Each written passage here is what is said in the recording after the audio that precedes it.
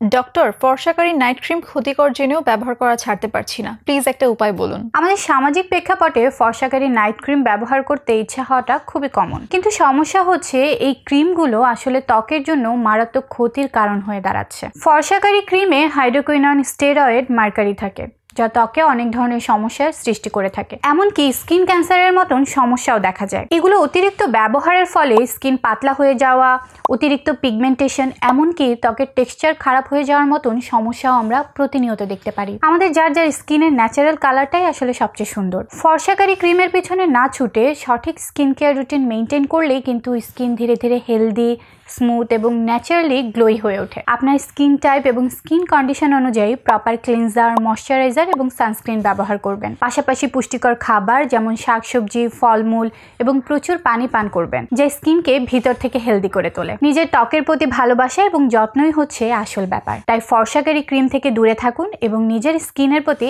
আত্মবিশ্বাসী হয়ে উঠুন।